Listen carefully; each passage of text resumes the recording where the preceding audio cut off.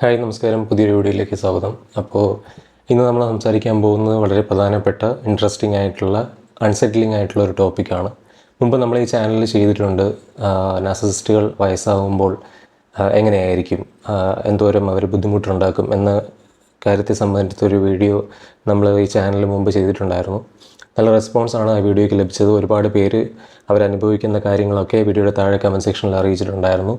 അപ്പോൾ ആ വീഡിയോയുടെ ഒരു തുടർഭാഗം എന്നുള്ള രീതിയിലാണ് ഇന്ന് ആ വിഷയത്തെ സംബന്ധിച്ച് തന്നെ ഒരു വീഡിയോ ചെയ്യുന്നത്. അപ്പോൾ ഇന്ന് നമ്മൾ പ്രധാനമായിട്ടും സംസാരിക്കാൻ പോകുന്ന ടോപ്പിക് എന്ന് പറയുന്നത് എന്തുകൊണ്ടാണ് നാർസിസിസ്റ്റുകൾ ഏജ് ആവുന്നതിനെ വളരെയധികം ഭയപ്പെടുന്നത്, എന്തുകൊണ്ടാണ് നാർസിസിസ്റ്റുകൾ മരണത്തെ വളരെയധികം ഭയപ്പെടുന്നത് എന്നുള്ളൊരു കാര്യമാണ്. അപ്പോൾ നിങ്ങൾക്ക് സ്വാഭാവികമായിട്ടും ഇത് പറയുമ്പോൾ പലരും ചിന്തിക്കുന്നുണ്ടായിരിക്കാം, മരണത്തെ എല്ലാവർക്കും ഭയമല്ലേ, മരണഭയം എന്ന് പറയുന്നത് ഏറ്റവും വലിയൊരു ഭയമല്ലേ.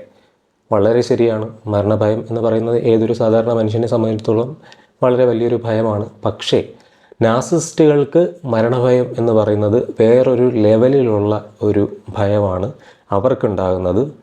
നിങ്ങളുടെ മരണഭയം മറ്റുള്ളവരെ ഉപദ്രവിക്കുന്ന രീതിയിലേക്ക് ഒരിക്കലും മാറില്ലല്ലോ. ഒരു നാർസിസിസ്റ്റിൻ്റെ മരണഭയം എന്ന അങ്ങനെയാണ്. അവർ മറ്റുള്ളവരെ വളരെയധികം ഉപദ്രവിക്കുന്ന രീതിയിൽ അല്ലെങ്കിൽ ബുദ്ധിമുട്ടിക്കുന്ന രീതിയിൽ ഡിസ്ട്രക്റ്റീവായിട്ട് അവരുടെ മരണഭയം ഏജ് ആവുന്നതിനോടുള്ളൊരു ഭയം മാറും എന്നുള്ളതാണ്. അതെങ്ങനെയാണ്, എന്തൊക്കെ കാരണങ്ങളാണ് അതിന് കാരണമാകുന്നത് എന്നൊക്കെ ഉള്ളത് വിശദമായിട്ട് നമുക്ക് ഇന്ന് ഈ വീഡിയോയിൽ സംസാരിക്കാം. നാർസിസിസ്റ്റുകൾ നിങ്ങൾക്കറിയാമല്ലോ, ഏറ്റവും പ്രധാനപ്പെട്ട 3 ഇമ്പോർട്ടൻ്റ് ആയിട്ടുള്ള കാര്യങ്ങളാണ്. അവർ വളരെയധികം സുപ്പീരിയർ ആണെന്നുള്ള അവരുടെ ഒരു ഭാവവും, അവരുടെ ഇൻഫ്ലേറ്റഡ് ആയിട്ടുള്ള ഒരു ഈഗോയും, ഫ്രജൈലായിട്ടുള്ള ഒരു ഈഗോയും, അതിനൊപ്പം തന്നെ മറ്റുള്ളവരിൽ നിന്നും വളരെയധികം അഡ്മിറേഷൻ ആഗ്രഹിക്കുന്ന അവരുടെ ഒരു രീതി, ഒരു തരത്തിലും എമ്പതി ഇല്ലാത്ത അവരുടെ ഒരു സ്വഭാവം, ഇത്തരം കാര്യങ്ങൾ ഏജ് ആകും തോറും അവരിൽ വളരെയധികം ബുദ്ധിമുട്ടുകൾ അവർക്കുണ്ടാക്കും എന്നുള്ളതിനൊപ്പം തന്നെ എക്സ്ട്രീംലി ഡിഫിക്കൽട്ടായിട്ടുള്ള ബുദ്ധിമുട്ടുകൾ മറ്റുള്ളവർക്കും, അവരെ അസോസിയേറ്റ് ചെയ്ത് നിൽക്കുന്നവർക്കും, അവരുടെ വിക്ടിംസായിട്ട് നിൽക്കുന്നവർക്കും ഉണ്ടാക്കും എന്നുള്ളതാണ്. ഇവരുടെ ഈ കോർ ട്രേറ്റ്സ് കാരണം തന്നെ, അവരിലുള്ളിലുള്ള ആ കാരണങ്ങൾ കൊണ്ട് തന്നെ അവർ തന്നെ ഏജ് ആകുമ്പോൾ കഷ്ടപ്പെടും എന്നുള്ളതാണ്. അതെങ്ങനെയാണെന്നുള്ളത് ഓരോ പോയിൻ്റ് ബൈ പോയിൻ്റ് നമുക്ക് നോക്കാം. ഒന്നാമത്തെ അതിനകത്തെ പറയേണ്ട കാര്യം എന്ന് പറയുന്നത് അവരിലുള്ള അവരുടെ കൺട്രോൾ അവർക്ക് തന്നെ നഷ്ടപ്പെടും എന്നുള്ളതാണ്. നിങ്ങൾക്കെല്ലാം അറിയാവുന്ന പോലെ തന്നെ നാർസിസിസ്റ്റുകൾ എപ്പോഴും ബാക്കിയുള്ളവരെ കൺട്രോൾ ചെയ്യാനായിട്ട് വളരെയധികം മിടുക്കുള്ളവരാണ്. അത് എപ്പോഴും നിലനിർത്താനായിട്ട് ആഗ്രഹിക്കുന്നവരാണ്. കാരണം അവർക്ക് നേരത്തെ പറഞ്ഞ പോലുള്ള 3 കാര്യങ്ങൾ, ആ ഒരു അഡ്മിറേഷനും ആ ഒരു അവരുടെ സെൻസ് ഓഫ് വളരെ സുപ്പീരിയർ ആയിട്ടുള്ള ആളാണ് ഞാനെന്നും ഉള്ള കാര്യങ്ങൾ നിലനിർത്തി പോകണമെങ്കിൽ മറ്റുള്ളവരിൽ എപ്പോഴും അവർക്കൊരു കൺട്രോൾ നിലനിർത്തേണ്ടതുണ്ട്. അങ്ങനെ നിലനിർത്തി നിൽക്കുന്ന അവർ ഏജ് ആയിക്കൊണ്ടിരിക്കും തോറും അവർക്ക് അവരിലെ തന്നെ കൺട്രോൾ നഷ്ടപ്പെടുന്ന ഒരവസ്ഥ ഉണ്ടാകുന്നു എന്നുള്ളതാണ്. ഒരു നാർസിസിസ്റ്റിനെ സംബന്ധിച്ചിടത്തോളം ഇത് അവർക്ക് സഹിക്കാൻ കഴിയുന്നതിലും അപ്പുറമാണ്. ഏജ് ആകും തോറും സാധാരണ ഒരു മനുഷ്യനിലുണ്ടാകുന്ന കോഗ്നിറ്റീവായിട്ടുള്ള, ഫിസിക്കലായിട്ടുള്ള ഒരു ഡിക്ലൈൻ ഉണ്ടല്ലോ, ആ ഒരു നമ്മുടെ ഡെയിലി ആയിട്ടുള്ള ആക്ടിവിറ്റീസിലൊക്കെ വരുന്ന ആ ഒരു വീക്ക്നെസ്, അത് സ്വാഭാവികമായിട്ടും ഏജ്ഡ് ആകുമ്പോൾ സംഭവിക്കുന്ന കാര്യമാണ്. എന്നാൽ ഒരു നാർസിസിസ്റ്റിന് അവരുടെ ഈ ഫ്രജൈലായിട്ടുള്ള ഈഗോ ആയതുകൊണ്ട് അവർക്ക് ഈ ഏജ്ഡ് ആവുന്ന കാര്യമെന്ന് പറയുന്നത് വളരെയധികം അവരെ പേടിപ്പെടുത്തുന്ന, ഭയപ്പെടുത്തുന്ന ഒരു കാര്യമാണ്. അവരുടെ ഈ ഫ്രജൈലായിട്ടുള്ള ഈഗോയ്ക്ക് അയക്കുന്ന ഏറ്റവും വലിയൊരു അടിയാണ് ഈ ഏജ്ഡ് ആവുക എന്ന് പറയുന്ന ഒരു കാര്യം. അതുകൊണ്ട് തന്നെ വളരെയധികം ഈ വീക്കായി പോകുന്നത്, മറ്റുള്ളവർക്ക് ഡിപ്പെൻഡൻ്റായി പോകുമോ, ഞാൻ ഇങ്ങനെ ഇൻവിസിബിൾ ആയിട്ടുള്ള ഒരാളായി മാറുമോ, ഒരിക്കലും അറ്റൻഷൻ കിട്ടാതെ ഇൻവിസിബിളായി നിൽക്കുന്ന ഒരു വ്യക്തിയായി ഞാൻ മാറിപ്പോകുമോ എന്നൊക്കെയുള്ള ഭയം വളരെയധികം അവരെ ഭ്രാന്ത് പിടിപ്പിക്കും. ഇപ്പോൾ അതിൻ്റെ ഉദാഹരണമായിട്ട് എനിക്കറിയാവുന്ന ഒരു നാർസിസിസ്റ്റിക് ആയിട്ടുള്ള ഒരാളിൻ്റെ കാര്യം പറയും. അപ്പോൾ പുള്ളിക്കാരൻ എന്ന് പറയുന്നത് 2 കാര്യങ്ങളാണ്. അയാൾ ഒരു വലിയ വ്യക്തിയാണ്, ഞാനൊരു ഭയങ്കര സംഭവമാണ്. അയാളുടെ നാർസിസിസ്റ്റിക് സെൽഫ്, അയാളുടെ ഈഗോയെ, നാർസിസിസ്റ്റിക് ഈഗോയെ പുഷ്ടിപ്പെടുത്തി വെച്ചിരിക്കുന്ന 2 കാര്യങ്ങൾ എന്ന് പറയുന്നത് അയാൾ വലിയൊരു ജാതി പ്രമാണിയാണെന്നും, ഞാൻ സുപ്പീരിയർ ആയിട്ടുള്ള ജാതിയിലുള്ള ഒരാളാണെന്നും, പിന്നെ അയാളുടെ അപ്പിയറൻസുമാണ്. കാണാൻ അത്യാവശ്യം ഭംഗിയുള്ള ഒരാളാണ്. അപ്പോൾ എന്താ സംഭവം എന്ന് വെച്ചിട്ടുണ്ടെങ്കിൽ അയാൾ അതിനെ മാക്സിമം ഉപയോഗിക്കും. തൻ്റെ ഫിസിക്കൽ അപ്പിയറൻസിനെ വളരെയധികം പൊലിപ്പിച്ച് കാണിച്ചുകൊണ്ട് എപ്പോഴും യുവാവായിട്ട് നിൽക്കുന്ന, പ്രൊജക്റ്റ് ചെയ്യുന്ന രീതിയിൽ പുറമേയൊക്കെ എല്ലാവരുടെ ഇടയിലും ഭയങ്കര ചാമിങ് ആയിട്ടുള്ള ഒരാളാണ്. അപ്പോൾ അയാൾക്ക് ഈ ഏജ്ഡ് ആയി വന്നു കഴിയുമ്പോഴത്തേക്കും പുള്ളിയുടെ മുഖത്ത് ഈ വ്രിങ്കിൾസ്, നമ്മളീ പറയുന്ന പോലെ ചുളിവുകൾ, അതിൻ്റേതായിട്ടുള്ള നര, ഇത്തരം കാര്യങ്ങളൊക്കെ വരാൻ തുടങ്ങി. അങ്ങനെ വരാൻ തുടങ്ങിയപ്പോഴത്തേക്കും ഇയാളെ അത് വളരെയധികം ബാധിച്ചു. അയാൾക്ക് ആ ഒരു ഏജ്ഡ് ആകുന്ന ഒരു കാര്യം അയാൾ അങ്ങോട്ട് അക്സെപ്റ്റ് ചെയ്യാനേ പറ്റുന്നില്ല. അതങ്ങോട്ട് അയാൾ മൊത്തത്തിൽ അങ്ങ് എന്താ പറയുന്നത്, മറന്നു കളയുന്ന രീതിയിലുള്ള, അല്ലെങ്കിൽ അത് അയാൾക്ക് ചിന്തിക്കേണ്ട എന്നുള്ള രീതിയിലുള്ള പെരുമാറ്റവും കാര്യങ്ങളുമാണ് പിന്നെ പുള്ളി കാണിക്കുന്നത്. അയാൾ വിഗ് വയ്ക്കുന്നു, അയാൾ ഈ ഒരു നര പോലും അയാളുടെ ബോഡിയിൽ വരുന്നത് അയാൾക്ക് ഇഷ്ടമല്ലാത്ത രീതിയിലാവുന്നു. ഈ ചുളിവുകളൊക്കെ മായ്ക്കാനായിട്ടുള്ള ശ്രമങ്ങൾ അയാൾ നടത്തുന്നു, മേക്കപ്പ് ചെയ്യുന്നു. അപ്പോൾ ഇയാൾ ഇതിന് വേണ്ടിയിട്ട് ഒരുപാട് സമയം സ്പെൻഡ് ചെയ്യുകയും ഈ ഒരു ഏജ് ആകുന്ന ഒരു അവസ്ഥ വളരെയധികം റേജും ദേഷ്യവും പൊട്ടിത്തെറിയും അബ്യൂസുമൊക്കെ 4 ചുവരുകൾക്കുള്ളിൽ ഇവരുടെ പാർട്ണറായിരിക്കുന്ന ആൾ അല്ലെങ്കിൽ ഇവരുടെ വിക്ടിമായിരിക്കുന്ന ആൾ അനുഭവിച്ചുകൊണ്ടിരിക്കുന്നു എന്നുള്ളതാണ്. പിന്നെ രണ്ടാമത്തെ കാര്യമെന്ന് പറഞ്ഞാൽ സപ്ലൈ കിട്ടാതെ വരും എന്നുള്ളതാണ്.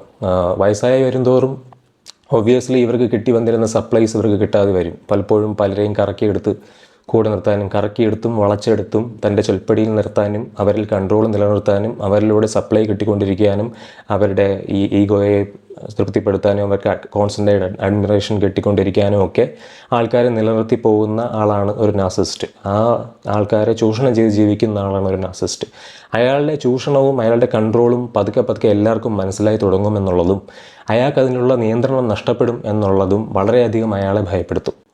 എപ്പോഴും അറ്റൻഷനും അഡ്മിറേഷനും കമാൻഡ് ചെയ്യാനുള്ള അയാളുടെ പവർ നഷ്ടപ്പെട്ട് വരുന്നത്, ആരോഗ്യകരമായിട്ടുള്ള പ്രശ്നങ്ങൾ കാരണം നഷ്ടപ്പെട്ട് വരുന്നത് ഒരിക്കലും ഒരു സപ്ലൈയും കിട്ടാത്ത രീതിയിലേക്ക് അവരെ മാറ്റും. തനിക്ക് പപ്പറ്റായിട്ട് നിർത്താൻ പറ്റാത്ത ആൾക്കാരെ കിട്ടാത്ത തരത്തിലുള്ള ഒരു സ്കാർസിറ്റി അല്ലെങ്കിൽ ഒരു ദാരിദ്ര്യം അവർ ആ കാര്യത്തിൽ അനുഭവിക്കും എന്നുള്ളതാണ്. അതവരെ അങ്ങേയറ്റ ബുദ്ധിമുട്ടിക്കും. അതവർക്ക് ഒരു തരത്തിലും അത് താങ്ങി നടക്കാൻ അല്ലെങ്കിൽ അത് സഹിച്ച് ഇരിക്കാൻ പറ്റാത്തവരാണ് നാർസിസിസ്റ്റുകൾ. ഇപ്പോൾ അതിനൊരു ഉദാഹരണമായിട്ട് പറയുകയാണെങ്കിൽ ഒരു നാർസിസ്റ്റിക് ആയിട്ടുള്ള ഒരു ടീച്ചറിൻ്റെ ഒരു കാര്യം എടുക്കുക. ഒരു അധ്യാപകനായിട്ടുള്ള ഒരാൾ, അധ്യാപികയായിട്ടുള്ള ഒരാൾ, അവർക്ക് വളരെയധികം ആ സിറ്റുവേഷനൊക്കെ വളരെയധികം ദുരുപയോഗപ്പെടുത്തുന്നവരാണ്. അതിന്ന് ആ സപ്ലൈ കിട്ടാനും അവർക്ക് ആ ഒരു അഡ്മിറേഷൻ കിട്ടിക്കൊണ്ടിരിക്കാനും ഒക്കെ ഉപയോഗപ്പെടുത്തുന്നവരാണ്. അപ്പോൾ ഏജ്ഡ് ആയിക്കൊണ്ടിരിക്കുമ്പോൾ ഇവർക്ക് ആ ഒരു കൺട്രോൾ നഷ്ടപ്പെടുകയാണ്. ആരും റെസ്പെക്റ്റ് ചെയ്യാതെ വരും, ഇവർക്ക് കിട്ടാനുള്ള അറ്റൻഷൻ കിട്ടാതെ വരും, ഇവരെ അധികം ആരും ശ്രദ്ധിക്കാതെ വരും, കൺസിഡർ ചെയ്യാതെ വരും, ഇവരുടെ സ്വഭാവത്തെ എല്ലാവരും ഇഗ്നോർ ചെയ്യും ഏജ്ഡ് ആയിട്ട് വരുന്നതുകൊണ്ട് തന്നെ. അപ്പോൾ അത് ഇവരെ വളരെയധികം ബുദ്ധിമുട്ടിക്കും. ആ ഒരു കൺട്രോൾ ഇല്ലാതാവുന്ന ഒരവസ്ഥ, സോഷ്യലായിട്ട് മുമ്പ് ഇവർ കൺട്രോൾ ചെയ്ത് കിട്ടിക്കൊണ്ടിരുന്ന ആ ഒരു സംഭവങ്ങളൊക്കെ ഈ കിട്ടാതെ വരുന്ന ഒരു കാരണം, അത് അവർ തന്നെ ഈ ഏജ് ആവുന്നത് കൊണ്ടാണ് എനിക്ക് കിട്ടാത്തത് എന്നുള്ള തോന്നലുകളും വളരെയധികം അവരെ ഒരു ഭ്രാന്ത് പിടിപ്പിക്കുന്ന അവസ്ഥയിലേക്ക് കൊണ്ടുവന്ന് എത്തിക്കും. പിന്നെ മൂന്നാമത്തെ കാര്യം, മരണത്തെ മുഖാമുഖം കാണുന്ന ഒരവസ്ഥയാണ്. നിങ്ങൾക്കെല്ലാം അറിയാമല്ലോ, മരണം എന്ന് പറയുന്നതാണ് ഒരു മനുഷ്യൻ്റെ ഏറ്റവും വലിയ പേടിപ്പെടുത്തുന്ന ഒരു കാര്യം. സാധാരണഗതിയിൽ എല്ലാ മനുഷ്യർക്കും മരണം എന്ന് പറഞ്ഞാൽ വളരെയധികം പേടിപ്പെടുത്തുന്ന കാര്യമാണ്. വയസ്സാകുമ്പോൾ എല്ലാവരും ടെൻഷനിലാണ്, നാളെ മരിക്കുമോ എന്നുള്ളൊരു ടെൻഷൻ അല്ലെങ്കിൽ തന്നെ മനുഷ്യന് സ്വാഭാവികമായിട്ടും ഉണ്ടാകുന്നൊരു കാര്യമാണ്. എന്നാൽ ഒരു നാർസിസിസ്റ്റിനെ സംബന്ധിച്ചിടത്തോളം മരണം എന്ന് പറയുന്നത് അയാളുടെ ആ ഒരു സെൽഫ് ഇമേജിനെ, ആ ഒരു ഗ്രാൻഡിയോസ് ആയിട്ടുള്ള സെൽഫ് ഇമേജിനെ ഏക്കുന്ന ഏറ്റവും വലിയ വെല്ലുവിളിയാണ്. അപ്പോൾ അത്രയും ഭീകരമായിട്ടുള്ള ഒരു ഫിയറാണ് ഒരു നാർസിസിസ്റ്റിൽ മരണം എന്നുള്ളത് ഉണ്ടാക്കുന്നത്. ഇത്രയും പ്രപഞ്ചം മുഴുവനും എൻ്റെ ചുറ്റും കറങ്ങിക്കൊണ്ടിരിക്കുകയാണ്, ഞാൻ അവസാനിക്കാൻ പോവുകയോ മരിക്കാൻ പോവുകയോ, ഒരിക്കലും അത് സംഭവിക്കില്ല. അത് അവരെ വളരെയധികം ഡെലൂഷണൽ ആയിട്ടുള്ള ഒരു രീതിയിലേക്ക് കൊണ്ടുവന്ന് എത്തിക്കും. ചിലപ്പോൾ അങ്ങനെ ഒരു കാര്യമേ സംഭവിക്കില്ല, അങ്ങനെ ഒരു കാര്യമേ ഇല്ല എന്നുള്ള രീതിയിൽ അവർ മാറാനുള്ള സാധ്യതയുണ്ട്. അതായത് ഹെൽത്ത് ഇഷ്യൂസൊക്കെ അവർക്ക് വളരെയധികം ഹെൽത്ത് ഇഷ്യൂസ് ഉണ്ടായിരിക്കും. ഷുഗർ, പ്രഷർ, കൊളസ്ട്രോൾ, ഈ പറഞ്ഞ പലയധികം അല്ലാതെയുള്ള മറ്റ് ഇഷ്യൂസ് ഇവർ നല്ല പ്രായത്തിൽ കാണിച്ചു കൂട്ടിയതിൻ്റെയൊക്കെ ഭവിഷ്യത്തുകളെല്ലാം ഈ പ്രായത്തിൽ അനുഭവിച്ചുകൊണ്ടിരിക്കുകയായിരിക്കും. പക്ഷേ അതൊന്നും എനിക്കില്ല എന്നുള്ള രീതിയിലായിരിക്കും ഇവർ പെരുമാറുന്നത്. ആ കാര്യങ്ങളൊന്നും എന്നെ ഒരു തരത്തിൽ എഫക്റ്റ് ചെയ്തിട്ടില്ല, കണ്ടോ, എനിക്ക് ഏജൊന്നും എന്നെ ബാധിക്കുന്ന കാര്യമല്ല, ഒരു പ്രശ്നങ്ങൾ എന്നെ എഫക്റ്റ് ചെയ്തിട്ടില്ല എന്നുള്ള രീതിയിലായിരിക്കും ഇവർ ബിഹേവ് ചെയ്യുന്നത്. അതിനൊപ്പം തന്നെ ഈ പ്ലാസ്റ്റിക് സർജറി പോലുള്ള കാര്യങ്ങൾ വളരെയധികം ചെയ്യാനായിട്ടുള്ള സാധ്യതയുണ്ട്. ഈ ഹെയർ ഫിക്സിങ് പോലുള്ള കാര്യങ്ങൾ, വിഗ് വയ്ക്കുന്ന തരത്തിലുള്ള കാര്യങ്ങൾ, ഒരു നര പോലും തൻ്റെ ശരീരത്തിൽ അല്ലെങ്കിൽ ഒരു ചുളിവ് പോലും തൻ്റെ ശരീരത്തിൽ വരാതിരിക്കാൻ ചെയ്യാൻ പറ്റുന്നതെല്ലാം ചെയ്യുന്ന ഒരു കാര്യം. അതുപോലെ തന്നെ വളരെ അൺഹെൽത്തി ആയിട്ടുള്ള തൻ്റെ ഹെൽത്ത് തിരിച്ചു പിടിക്കാനുള്ള കാര്യങ്ങൾ ചെയ്യുമെന്നുള്ളതാണ്. ഒരു ഉദാഹരണത്തിന്, വളരെയധികം ഒരു കാലയളവിൽ തൻ്റെ ഹെൽത്ത് തിരിച്ചെടുക്കാനായിട്ട് എന്തെങ്കിലും ചികിത്സയ്ക്ക് പോവുക, ഒരുപാട് കാലം അവിടെ അഡ്മിറ്റഡായി ഇരുന്നുകൊണ്ട് ചികിത്സിക്കാനുള്ള കാര്യങ്ങളെല്ലാം, തൻ്റെ യുവത്വം തിരിച്ചു പിടിക്കാനുള്ള എല്ലാ കാര്യങ്ങളും കടം വാങ്ങിയിട്ടെങ്കിലും ആരെങ്കിലും തട്ടിച്ചും വെട്ടിച്ചുമുള്ള കാശ് ഉണ്ടാക്കിയിട്ടെങ്കിലും ഇതെല്ലാം ചെയ്യാൻ വേണ്ടിയിട്ടുള്ള മരണവെപ്രാളം പോലുള്ള ശ്രമവും ഇത്തരം സാഹചര്യങ്ങളിൽ മരണത്തെ മുഖാമുഖം കാണുന്ന സാഹചര്യങ്ങൾ, അല്ലെങ്കിൽ മരണം എന്ന് പറയുന്നതോട് അടുക്കുന്ന ഒരു സാഹചര്യങ്ങൾ, അല്ലെങ്കിൽ ആ ഒരു ഫിയർ തൻ്റെ ഉള്ളിലേക്ക് കയറി വരുന്ന സാഹചര്യത്തിൽ ഒരു നാർസിസിസ്റ്റ് ചെയ്യുന്ന കാര്യങ്ങളാണ്. ഈ നാർസിസിസ്റ്റിന് മരണത്തോടുള്ള ആ ഒരു പേടി കാരണം തന്നെ ഹൈലി ഫ്രൈറ്റൻഡ് ആയിട്ടുള്ള അവരുടെ ആ ഒരു പേടി കാരണം ചുറ്റുമുള്ളവർ വളരെയധികം കഷ്ടപ്പെടും എന്നുള്ളതാണ്. ഇവരുടെ വിക്ടിമായി നിൽക്കപ്പെടുന്നവർ, ഇവരുടെ കെയർ ഗീവറായിട്ട് നിൽക്കുന്നവരൊക്കെ വളരെയധികം ഇവരെ ഹരാസ് ചെയ്യാനും അബ്യൂസ് ചെയ്യാനും ഇവരുടെ പൊട്ടിത്തെറികളും ഇമോഷണൽ ഔട്ട്ബേസ്റ്റുകളും റേജും ഒക്കെ പാവപ്പെട്ട ഇവർ അനുഭവിക്കേണ്ടി വരും. അതുതന്നെയാണ് ഇതിലെനിക്ക് പറയാനുള്ള 4ാമത്തെ പോയിന്റും. വിക്ടിംസ് അനുഭവിക്കുന്ന കോൺസിക്വൻസസ് നാർസിസിസ്റ്റിൻ്റെ ഇത്തരമുള്ള ഒരു ഫിയർ കാരണം മരണത്തോടടുക്കുന്ന ഏജ്ഡ് ആയിട്ടുള്ള നാർസിസിസ്റ്റിൻ്റെ പെരുമാറ്റങ്ങൾ കാരണം വിക്ടിം അനുഭവിക്കുന്നത്.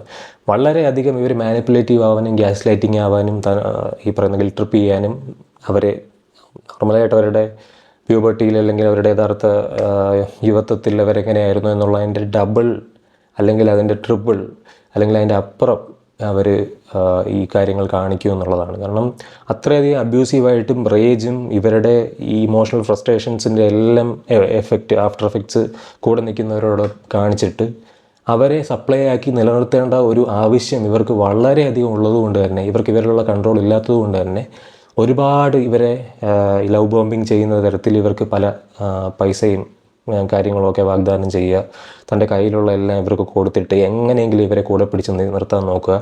ഇവരെ ഇതുപോലെ ലവ് ബോംബിങ് ചെയ്ത് ഇവർക്ക് കാശ് കൊടുത്ത ശേഷം ഇവരെ അബ്യൂസ് ചെയ്യുക എന്നൊരു ടാക്റ്റിക്കാണ് ഇവർ യൂസ് ചെയ്യുന്നത്.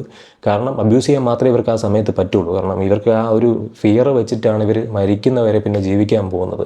അങ്ങേയറ്റം ഭ്രാന്തമായിട്ടുള്ള രീതിയിലായിരിക്കും അവർ ആ സാഹചര്യങ്ങളിൽ പെരുമാറാൻ പോകുന്നത്. ആ ഒരു പെരുമാറ്റത്തെ സഹിച്ചുകൊണ്ട് നിങ്ങൾ നിൽക്കുന്നതിന് റിവാർഡ് തരുന്ന രീതിയിൽ ഇവരിങ്ങനെ നിങ്ങളെ ലവ് ബോംബിങ് ചെയ്യുന്ന പോലെ നിങ്ങളെ ഈ ഒരു സർക്കിളിൽ തന്നെ, ഈ ഒരു ചുഴിയിൽ തന്നെ നിർത്താൻ വേണ്ടിയിട്ട് എല്ലാ ശ്രമങ്ങളും നടത്തും. ഈ ഡിപ്പെൻഡൻ്റ് ആവാനുള്ള വളരെയധികം ടെൻഡൻസി ഇവർ കാണിക്കാനുള്ള വളരെ ഇൻക്രീസ്ഡ് ആയിട്ടുള്ള ഡിമാൻഡ് ഫാമിലിയും ഇവരുടെ ലവ്ഡ് വൺസ് എല്ലാവരും വരണം.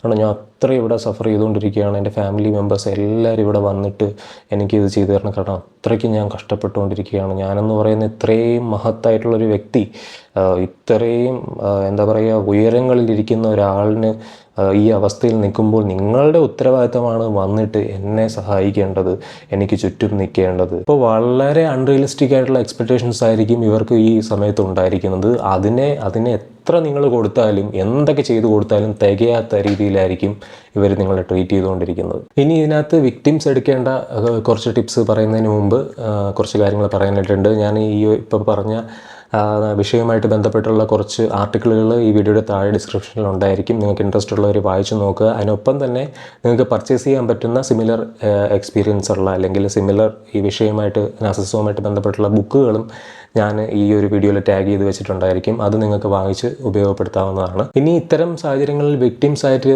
ഇരിക്കുന്ന ആൾക്കാർ ചെയ്യേണ്ട കുറച്ച് കാര്യങ്ങളെക്കുറിച്ചാണ് ഞാൻ സംസാരിക്കാനായിട്ട് പോകുന്നത്.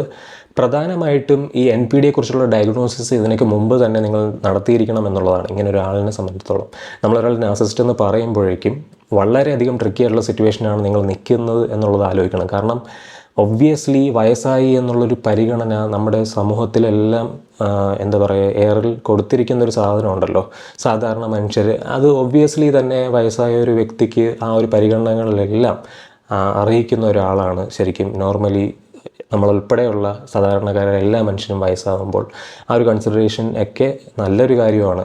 എന്നാൽ ഒരു നാർസിസിസ്റ്റ് ആയിട്ടുള്ളൊരു വ്യക്തി, NPD ആയിട്ടുള്ള വ്യക്തി എന്ന് ഉറപ്പ് വരുത്തേണ്ട ഒരു കാര്യം അയാൾ വയസ്സായിരിക്കുമ്പോൾ വളരെയധികം ആവശ്യമാണ്. ഇല്ലെങ്കിൽ ചുറ്റുമുള്ളവരുടെയും കൂടെ ഒരു എന്താ പറയുക ഈ വളരെയധികം നെഗറ്റീവായിട്ടുള്ള ഒരു മാനിപ്പുലേഷൻ നിങ്ങൾക്കും അനുഭവിക്കേണ്ടി വരും എന്നാണ്. സമൂഹത്തിൻ്റെ തന്നെ ഒരു മാനിപ്പുലേഷൻ അനുഭവിക്കേണ്ടി വരും.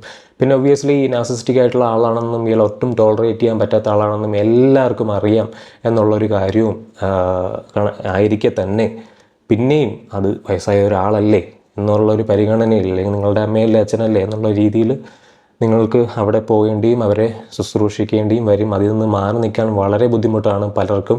അപ്പോൾ അത് മനസ്സിലാക്കിക്കൊണ്ട് തന്നെയാണ് ഞാൻ പറയുന്നത്, നിങ്ങൾക്കറിയാം എത്രത്തോളം കഷ്ടപ്പെട്ടാണ് നിങ്ങളിത് അനുഭവിച്ചുകൊണ്ടിരിക്കുന്ന ഓരോ ദിവസവും.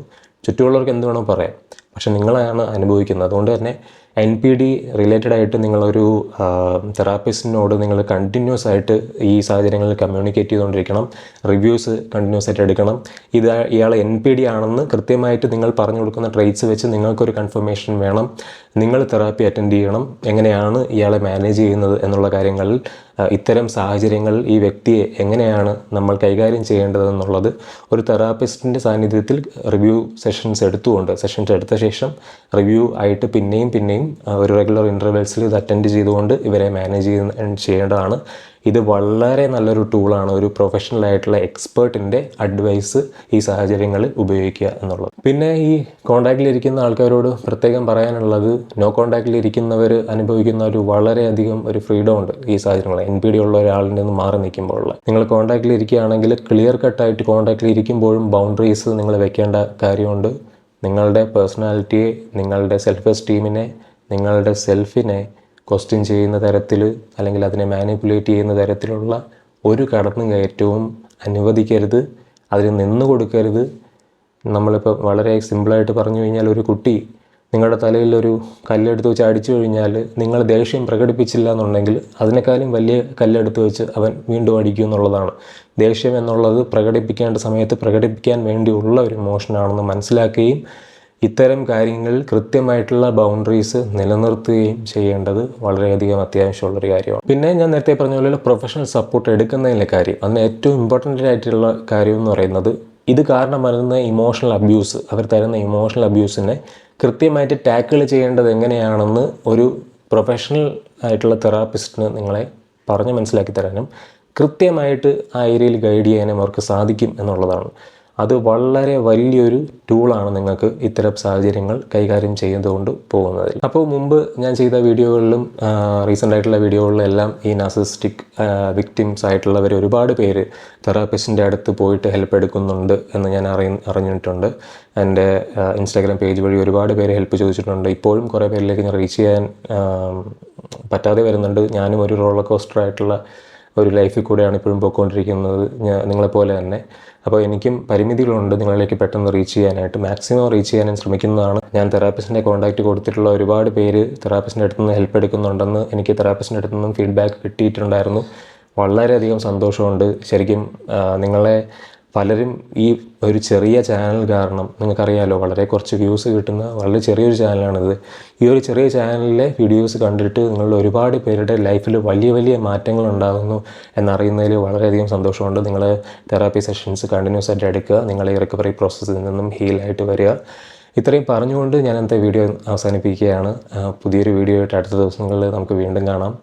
അതുവരെ നിങ്ങൾക്ക് എല്ലാവർക്കും ബൈ.